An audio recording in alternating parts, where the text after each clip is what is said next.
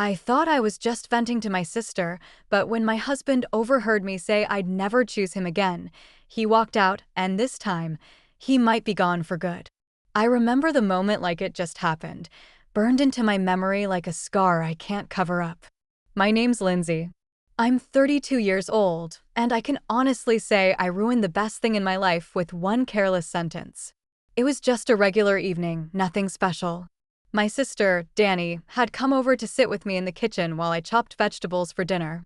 We were talking about everything and nothing, work stress, family gossip, the usual back and forth sisters have. I don't know what switch flipped in me that night, but I opened my mouth and said something I didn't mean. Or maybe, if I'm brutally honest, something I meant but never should have said aloud. I wouldn't date Derek if I had to do it all over again. The words slipped out so casually, like I was talking about a haircut I regretted or a pair of jeans that didn't fit anymore. Flippant. Dismissive. Cruel. I didn't think much of it in that moment. Danny just raised her eyebrows, used to my little dramatic outbursts. She didn't even react strongly. But what I didn't realize, what I couldn't have known, was that Derek wasn't as far away as I thought. I felt the silence before I saw him. The kind of silence that shifts the air, heavy and cold. Slowly, I turned my head, and there he was. Derek.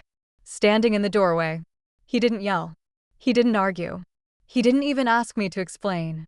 He just looked at me blank, unreadable, and then turned around, walked to the front door, and left. The slam of that door echoed through the house and through my chest. I stood there, stunned, my knife still in my hand, the half-chopped onion on the cutting board suddenly blurry in front of me. My stomach twisted. Danny's wide-eyed stare cut into me. "Linz, what did you just do?" But instead of admitting I'd messed up, instead of running after him, I doubled down. He's just being dramatic. He'll be fine. He always is. Even as the words left my mouth, they rang hollow. Hours went by. No Derek. I called once, straight to voicemail. I texted, "You okay?" No reply. Fine, I thought. Let him pout. He always came back eventually. He always forgave me. That was the rhythm of our marriage, wasn't it? I'd say too much, push too far, and he'd retreat quietly until he cooled off. Then he'd come back, patient as ever, ready to smooth it over. But that night, he didn't. I stayed up scrolling on my phone, pretending I wasn't waiting to hear his key in the door. Midnight passed. Then one, then two. The house stayed silent. By the time I finally crawled into bed, his side was still empty. And for the first time in our marriage, I felt a seed of unease take root. Because Derek wasn't the type to storm off. He wasn't the type to leave. But he had. And I couldn't shake the feeling that maybe this time, he wasn't coming back. The next morning, I woke up groggy, my mouth dry, my heart pounding the second I realized Derek's side of the bed was still cold and untouched. His pillow was where I'd left it the night before, the sheets smoothed flat. It was like he'd evaporated. At first, I tried to laugh it off. He's just being dramatic, I muttered to myself as I poured coffee into my favorite chipped mug. He'll be home by noon. But noon came and went. No Derek. No text. Nothing. The silence in the house was unbearable. Every creak made me whip my head toward the door. Every buzz of my phone made my pulse spike. But each time, it was only junk mail or a notification from some app one didn't care about. By late afternoon, I caved and texted him again. "Where are you? Can we talk?" Read. No reply. My stomach twisted into knots. I hated being ignored. I wasn't built for it. I was the kind of person who needed to hash things out, fight, yell, cry, whatever it took to move on. But Derek was always the opposite. He'd let things simmer in silence until I thought I would lose my mind. And I had learned how to use that patience of his like a weapon against him. Except now, it wasn't working. That night, I called his mom. She hadn't heard from him. I called one of his friends, Mark, just to test the waters, but he sounded genuinely confused when I asked if Derek was with him. "Everything okay with you too?" Mark asked. I forced a laugh. "Yeah, just checking." But my hands were shaking when I hung up. By the second night, my irritation started boiling over into panic. Who does this? Who just leaves their wife without saying where they're going? It wasn't like him. Derek wasn't reckless. He wasn't cruel. He wasn't unpredictable. He was steady, predictable to a fault. So where the hell was he? By the third morning, I cracked. I pulled up our joint bank account, scrolling through charges like some desperate detective. Gas stations. Groceries. Then my heart stopped cold. A hotel. The charge was from earlier that morning. I sat there staring at the screen, my coffee growing cold, my hands trembling. So he wasn't at his mom's. He wasn't with friends. He wasn't hurt or lying in a ditch somewhere. He was in a hotel. Alone. Or not alone? My mind raced in ugly circles. I grabbed my phone and called the hotel immediately, rattling off Derek's name, my voice rising with each word. "He's my husband," I snapped at the clerk. "Put me through to his room." But the woman on the other end only repeated the same infuriating line. "I'm sorry, ma'am, but we can't disclose information about our guests." I wanted to scream. Instead, I hung up and sat there, shaking, staring at my phone screen. I typed out a text, "I know where you are. Stop being childish and come home." I hovered over the send button, my thumb trembling. Then I deleted it. I couldn't let him see how desperate I was. But the truth was, I was desperate. Every creak of the house sounded louder now. Every shadow seemed darker. I hated the emptiness. Derek had always been the anchor of this house, the quiet presence that made the silence feel safe. Without him, the silence was suffocating. I told myself he'd be back, that this was temporary, that once he cooled down, he'd walk back through that door with his calm, steady voice and his infuriating patience. But deep down, in the pit of my stomach, I knew this was different. This wasn't Derek cooling off. This was Derek deciding if he wanted me at all. And for the first time, I was terrified of the answer. That night, as I lay in bed staring at the empty space beside me, I realized something that made my chest tighten. Maybe he wasn't trying to teach me a lesson. Maybe he was teaching himself one. And maybe he was already done. 2 days turned into 3. 3 into 4. By then, I had stopped pretending I wasn't spiraling. I called him every morning. No answer. I texted him every night. "Please, just come home." Still nothing. On the 5th day, I nearly lost it. I drove to the hotel, heart hammering so hard I thought it might bruise my ribs. I marched up to the front desk, my voice sharp, my eyes burning. "He's my husband," I snapped at the clerk. "You have to tell me if he's here." She gave me the same rehearsed line. "I'm sorry, ma'am. I can't disclose any information about our guests." I wanted to scream, to throw something, to break through the doorways and search every room until I found him. But instead, I walked out empty-handed, defeated, the cold air hitting me like a slap.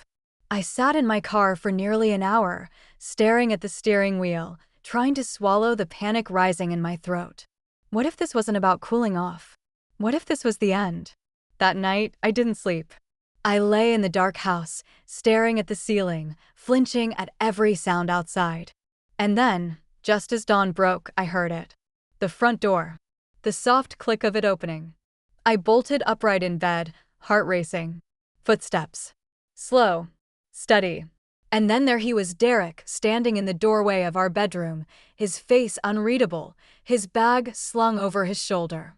For a moment, I almost cried from relief. He was back. He was safe. But the look on his face, it wasn't the look of a man who had come home. It was the look of a man who had come to finish something. He set his bag down by the couch and stood there, arms crossed loosely, eyes locked on mine. His calmness unnerved me more than if he'd come storming in, yelling. Finally, he spoke.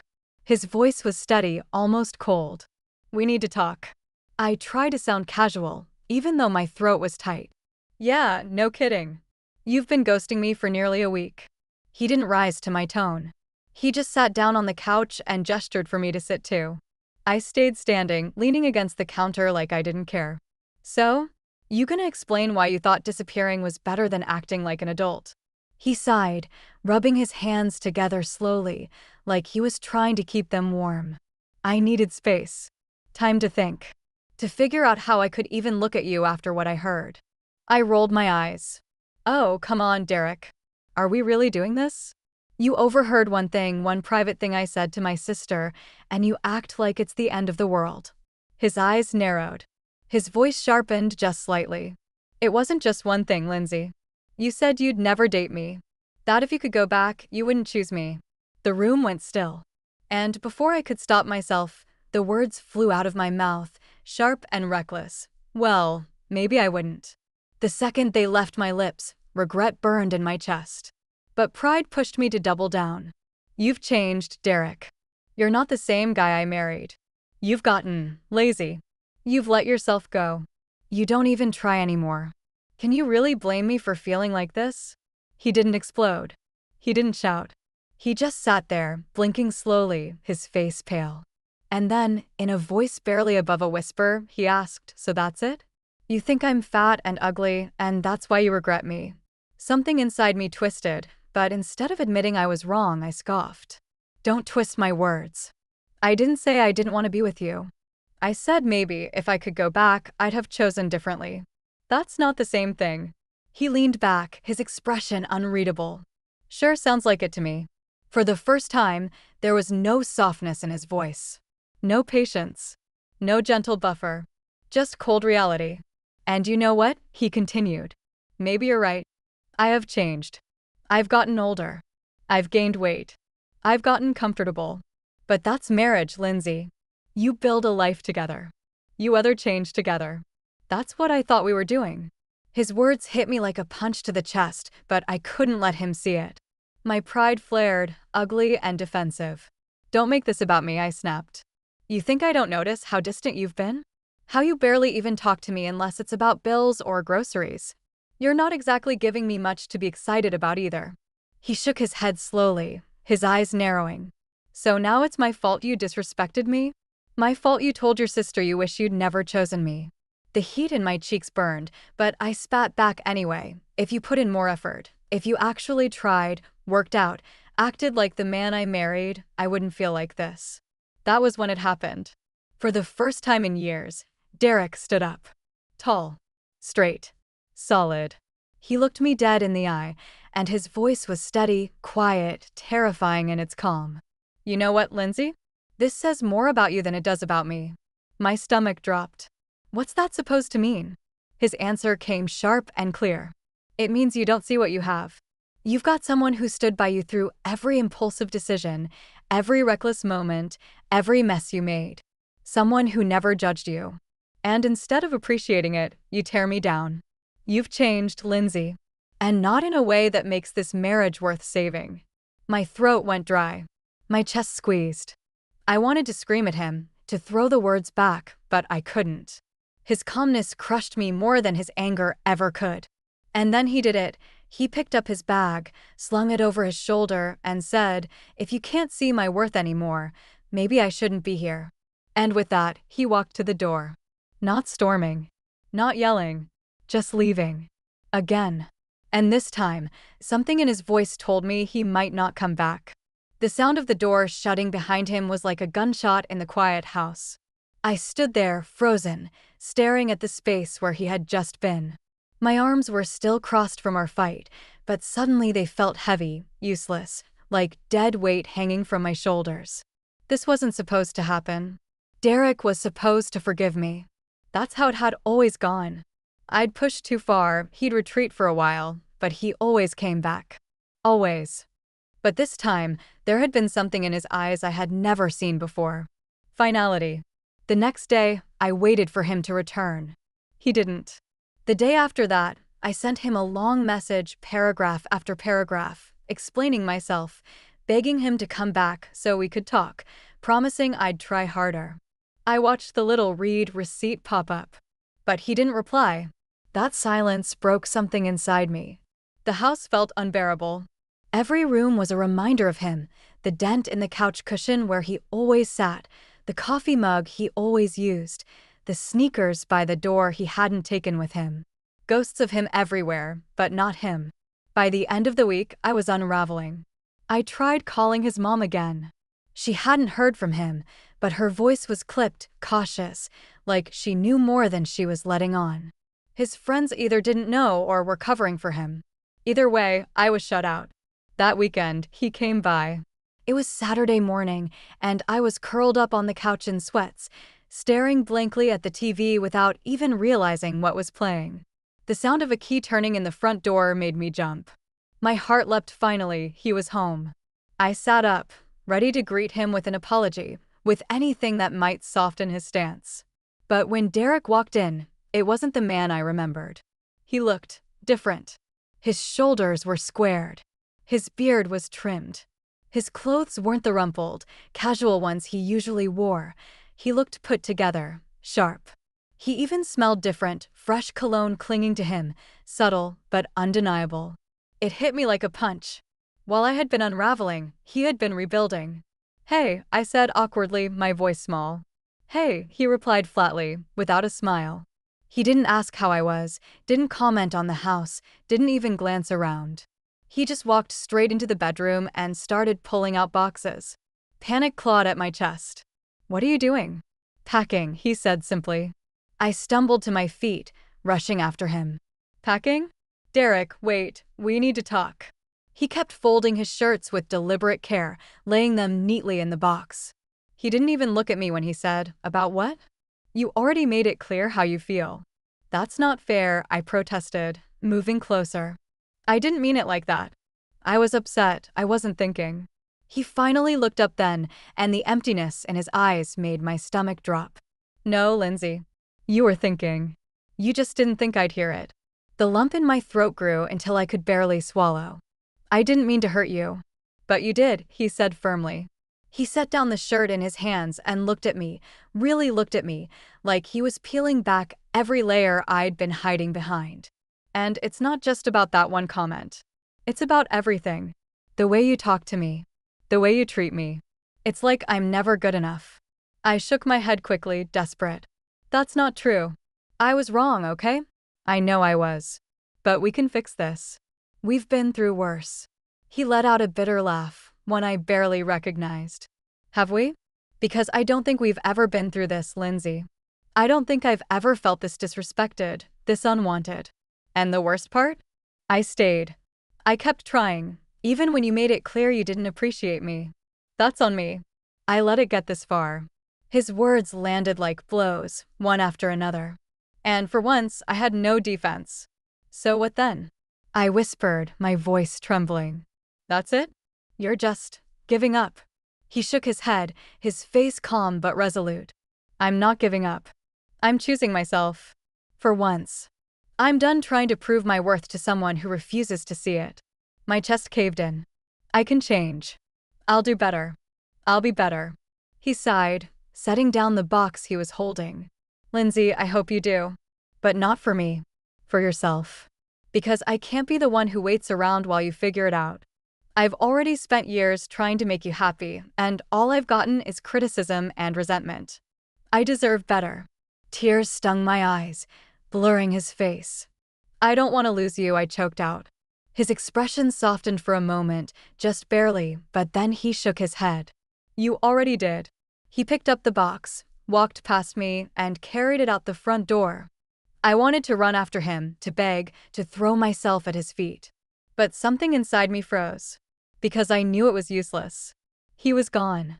The days that followed blurred together. I went to work, pretended to function, went out with friends who tried to distract me. But every time I came home, the silence swallowed me whole. At first, I told myself he'd come around. That he just needed time. That eventually, he'd miss me enough to forgive me. But then came the moment that shattered even that illusion. It was a month later, at a little coffee shop downtown. I had ducked in on my lunch break, desperate for caffeine and maybe a little distraction.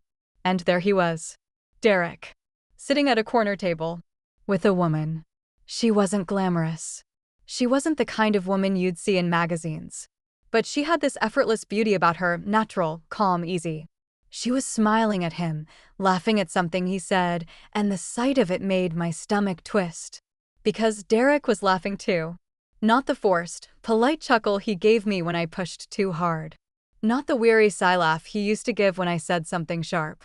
No, this was real. Full. Warm. The kind of laugh I hadn't heard from him in years. I froze in the doorway, my heart pounding, my hands shaking so badly I nearly dropped my coffee.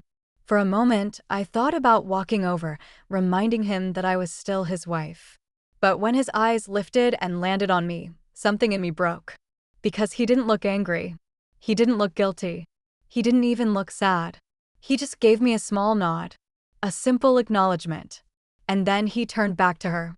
As if I was already a memory. I walked out of that coffee shop with tears burning my eyes, my chest tight with the weight of it all. This was my fault. I had taken him for granted. I had chipped away at him with little comments, little cuts, until there was nothing left to hold on to. And when he finally left, he didn't do it with rage. He did it with calm, steady resolve. Because he had found his worth. And I had lost him. For the first time in my life, I felt truly, utterly alone. And I realized too late that it wasn't Derek who had failed me. It was me.